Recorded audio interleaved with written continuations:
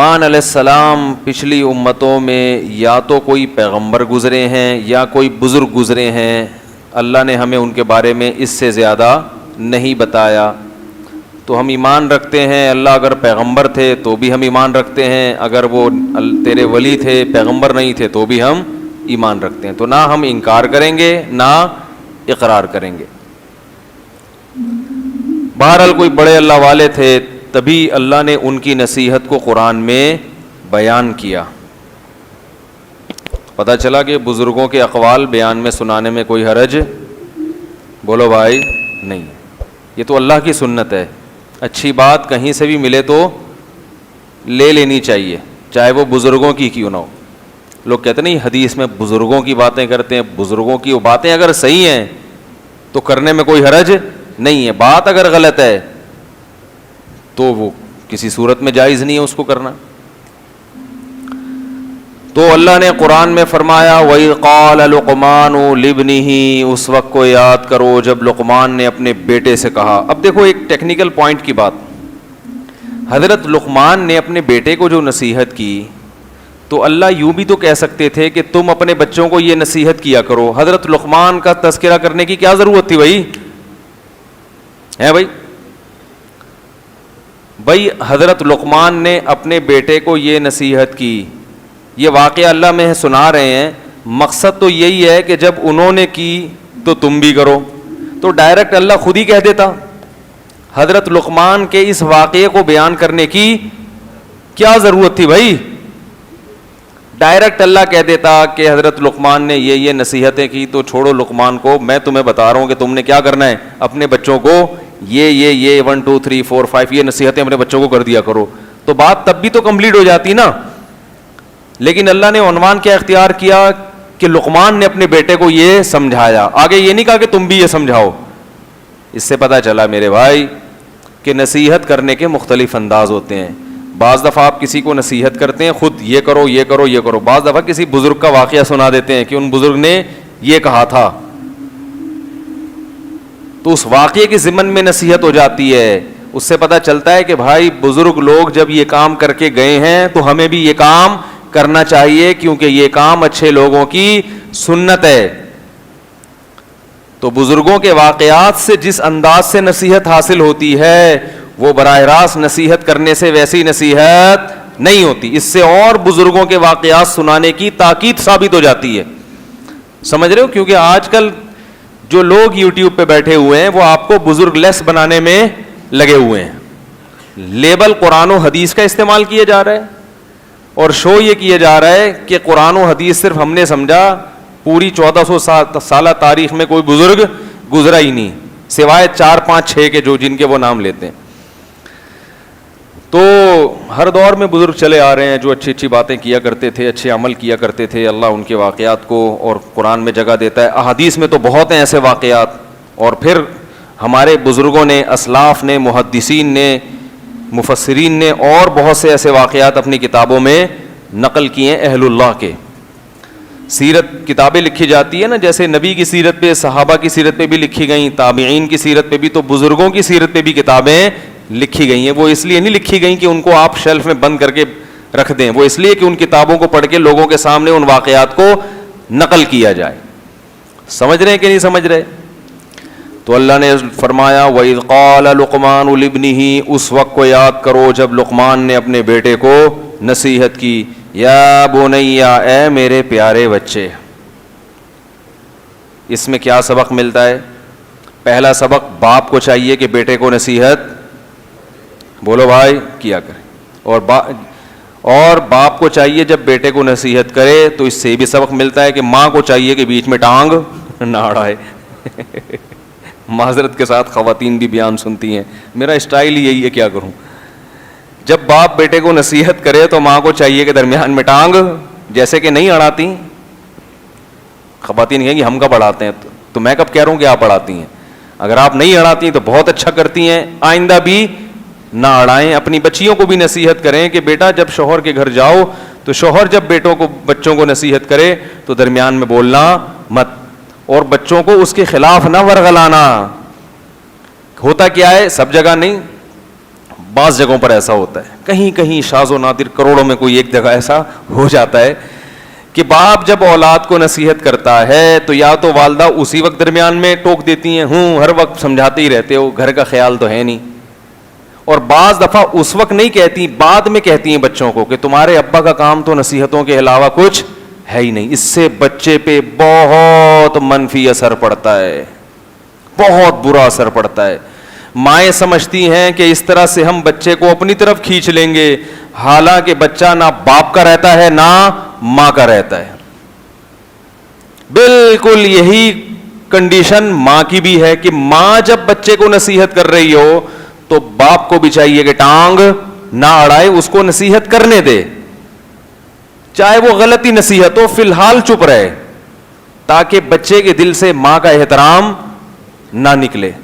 پھر سائڈ پہ لے جا کے، چھاؤں میں لے جا کے اس کو سمجھائے، بیگم یہ جو تم نصیحت کرتی ہو، ایک تو تمہارا اسٹائل مجھے آج تک سمجھ میں، وہ جو بھی باتیں وہ الگ سے لے جا کے کر لیں، ایک تو تمہارا نصیحت کا اسٹائل آج تک مجھے سمجھ میں نہیں آیا، تھوڑا نرم لہجے سے کر لیتی، اور چلو کر بھی لیا ہے تو یہ بات نہیں بلکہ ان کو یہ سمجھائے. اسی طرح عورت اپنے شوہر کو چھاؤں میں لے جا کے، سائڈ پہ لے جا کے سمجھا دے کہ آپ نے جو بچے کو یہ نصیحت کی ہے اس میں یہ ٹیکنیکل قسم کا فالٹ ہے، لیکن اس وقت کچھ بھی نہ بولا جائے، بہت نقصان ہے اس کا، بہت نقصان ہے.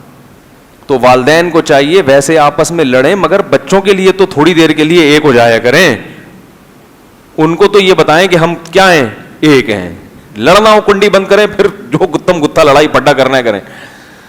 تو لیکن تربیت باپ کی ذمہ داری ماں کی نسبت زیادہ ہے، تو اس لیے اللہ نے یہاں کس کا ذکر کیا؟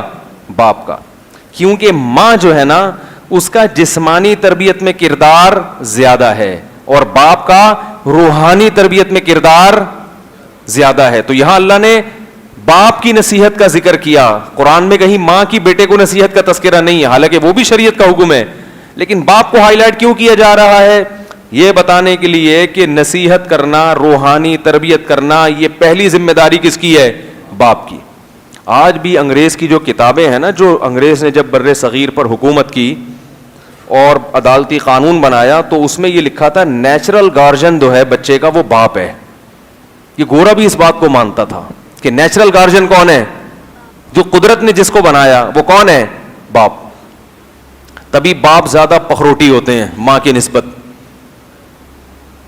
لوگ آ کے شکایت کرتے ہیں نا، ابا ہر وقت یار ابا کا موڈ ہی آف رہتا ہے، ابا ہر وقت یہ کیوں کیا، یہ کیوں نہیں کیا، ابے کہاں جا رہا ہے، کدھر سے آ رہا ہے. ماں پھر بھی تھوڑا کمپرومائز کرتی ہے. تو میں نے کہا بھائی یہ اللہ نے اس میں سافٹ ویئر انسٹال کیے ہیں ایسے. ابا جو پنچایتی ہوتے ہیں یہ سافٹ ویئر پنچایت کی کس نے انسٹال کی؟ ابا میں یہ اللہ نے کی ہیں. اللہ نے اس کو جان بوجھ کر ایسا بنایا ہے تاکہ بچہ آزاد نہ ہو اور بچے کی تربیت ہو لاشعوری طور پر. باپ نہ چاہتے ہوئے بھی بچے کی تربیت کرتا ہے.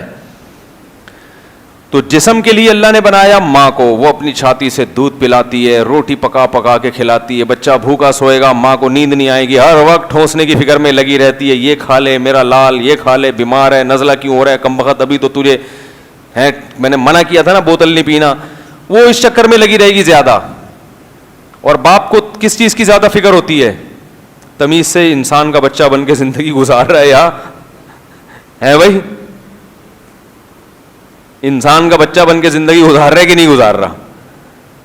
دیکھو بچے جب ماں سے پیسے مانگتے ہیں ماں دے دیتی ہے فوراً، باپ سے مانگے تو دیتا ہے باپ فوراً؟ اکثر نہیں دیتے. میں تو نہیں دیتا. بچے مجھ سے چیز مانگتے رہتے ہیں یہ تو، میں نے کہا نہیں بھائی ایک ٹائم متعین کیا ہوا ہے، جمعے کا دن، اس کے اتنے پیسے ہیں، اس کے علاوہ دائیں بائیں کچھ نہیں ملے گا. کیونکہ دیتے رہو تو بگڑ جائیں گے، ان کو عادت پڑ جائے گی. جب لت پڑے گی پھر پیسہ نہیں ملے گا تو پھر چوریاں کریں گے. لیکن مائیں کیا کرتی ہیں؟ بچے نے ذرا سے ضد کی، پرس سے پیسے نکال کے دیے، پھر نکال کے دیے، پھر نکال کے دیے. بچے بگڑتے ہیں اس سے. وہ سمجھ رہی ہوتی ہیں ہم بچے پر کیا کر رہے ہیں؟ احسان. تو یہ دونوں کے جوڑ سے بچے کی تربیت ہوتی ہے. ممتا بھی چاہیے بچے کو اور ادھر باپ کی بپتا. ماں کی دعا جنت کی ہوا بھی چاہیے اور باپ کی دعا ٹریکٹر کا دھواں بھی چاہیے. تو بگڑتا کب ہے؟ جب باپ نہ ہو، باپ مر جائے یا باپ بعض لوگ بیرون ملک جاب کر رہے ہوتے ہیں, بچوں سے ملتے ہی نہیں کئی کئی سال, بچے اکثر ان کے بگڑتے ہیں, سب کے نہیں لیکن زیادہ تر بچے ان کے بگڑ جاتے ہیں. تو اللہ نے کیا فرمایا, وَإِذْ قَالَ لُقْمَانُ لِابْنِهِ, جب لقمان نے اپنے بیٹے سے کہا, یا بنیا, اے میرے پیارے بیٹے. یا بنیا جو ہے نا, اس کا مطلب میرے بیٹے نہیں بلکہ میرے پیارے بیٹے. اس سے پتہ چلتا ہے کہ باپ کو بھی چاہیے کہ جب نصیحت کرے تو محبت کا عنوان ہونا چاہیے, ایک دم دھمکیوں پہ چنگیز خان بننے کی کوشش نہ کرے. ہمارے یہاں کیا ہوتا ہے, پہلی دفعہ جب نصیحت ہوئے, تو نماز تو میں نے کبھی تجھے کم وقت دیکھا ہی نہیں, الو کے پٹھے تجھے میں نے نماز پڑھتے ہوئے کبھی دیکھا نہیں, تباہ ایک چماٹ لگایا اس کے. ابے کبھی مدرسے بھی چلے جایا کر, ابے کبھی جو ہے وہ کم وقت تو گھر میں بھی بیٹھ جایا کر. تو اگر اسٹائل ہی, لیکن یاد رکھو یہ باپ کو نصیحتیں ہیں. آپ کو چاہیے کہ باپ اگر بدتمیزی سے بھی بات کرتا ہے تو آپ آگے سے جواب نہ دیں, آپ بولیں باپ ہے بھائی, اس کی بڑے احسانات ہیں, کوئی مسئلہ نہیں. آپ کے لیے یہی ہے کہ آپ اس کے سامنے جھک جائیں. لیکن ابا کو قرآن کیا کہہ رہا ہے, دیکھو لقمان جیسے نیک آدمی نے یا پیغمبر نے نصیحت کی تو کیسے محبت سے, یا بنیا, ہے میرے پیارے بیٹے. اور نصیحت کیا کر رہے ہیں, لا تشرک باللہ. ہماری نصیحت شروع ہوتی ہے, بیٹا اسکول میں کم نمبروں سے پاس مت ہونا, پورے نمبر چاہیے مجھے. تیرا باپ کا جو پیسہ خرچ ہو رہا ہے نا فیس میں, یہ حرام کا نہیں ہے, یہ درخت پہ نوٹ نہیں لگتے. اس دفعہ اگر تیرے نمبر کم آئے نا, گھر سے ٹانگیں توڑ کے باہر نکال دوں گا. تو مقصد بچے کا مستقبل نہیں ہوتا, مقصد ہوتا ہے بچہ کماؤ پوت بنے. جب میں تجھ پہ انویسٹ کر رہا ہوں تو مجھے اس کا ریٹرن چاہیے. بہت مشکل ہے بھائی, بہت مشکل ہے سمجھانا. ایسا ہوتا ہے کہ نہیں ہوتا؟ اس کو انسان کا بچہ بنانا مقصد نہیں ہے, پیسے والا بنانا مقصد ہے. اچھا ڈاکٹر بنے تاکہ پیسے زیادہ کمائے, اچھا انجینئر بنے تاکہ پیسے زیادہ کمائے, فوج میں اچھے عہدے پہ جائے تاکہ پیسے زیادہ کمائے, عزت بھی زیادہ کمائے, پیسے بھی زیادہ کمائے. تو عزت دولت, عزت دولت, اسی کے گرد کیا ہو رہا ہے, گھوم رہا ہے. اس کو تربیت تھوڑی کہتے ہیں. عزت اچھی چیز ہے, دولت اچھی چیز ہے, مگر اس کو تربیت تھوڑی کہتے ہیں بھائی. اگر یہ تربیت ہے تو سابق صدر سب سے زیادہ عزت دار اور بزرگ شخصیت پاکستان میں گزرے ہیں, کیونکہ ان کی عزت بھی ماشاءاللہ. اور کیا خیال ہے بھائی, 5 سال دنیا میں کسی نے اس کائنات میں, پاکستان میں کم از کم ایسا نہیں ہوا کہ تمیز سے گزارے ہو. قارون پھر سب سے زیادہ کیا تھا, عزت والا اور دولت والا بھی تھا. وہ دولت تھی تو عزت بھی تھی. تو نصیحت شروع کہاں سے کر رہے ہیں, لا تشرک باللہ, یعنی بتایا کہ اچھا انسان بننے کے لیے سب سے پہلے کیا ہے, اپنے رب کو انسان پہچانے کہ مجھے پیدا کس نے کیا. دیکھو والدین چاہتے ہیں کہ سب سے پہلے بچے کے سامنے ہمارا تعارف ہو, بچہ ہمیں پہچانے. بچپن سے ماں باپ کو اس کی کوشش ہوتی ہے نا. ماں بچے کو کیا سکھاتی ہے, یہ تمہارے ابو اور میں تمہاری امی. ابا کیا سکھاتا ہے, میں ابو اور یہ امی. سب سے پہلے یہ, پھر بھائی بہن. تو پیغمبروں کی خواہش ہوتی ہے کہ بچے کو سب سے پہلے کس کے بارے میں تعارف کروائیں, اللہ کے, جس نے ہمیں پیدا کیا اور اس اولاد کو پیدا کیا. تو ہماری آپ کی بھی سب سے زیادہ کوشش ہونی چاہیے کہ بچہ سب سے پہلے کس کو پہچانے, اللہ کو. اس کے ذہن میں اللہ بیٹھ جائے کہ بھائی سب سے پہلے اللہ ہے, اور اللہ کا سب سے بڑا حق کیا ہے, اس کو یکتا مانا جائے, اس کے ساتھ کسی کو شریک نہ کیا جائے. یا بنی لا تشرک باللہ, اے میرے پیارے بیٹے اللہ کے ساتھ کسی کو شریک نہ کرنا. یا علی مدد کے نعرے نہ لگانا, یا رسول اللہ مدد کے نعرے نہ لگانا, یا غوث آدم مدد کے نعرے نہ لگانا. اور اس طرح کے جتنے بھی نعرے جن میں شرک کی بو بھی آتی ہو, بیٹا اس سے دور رہنا.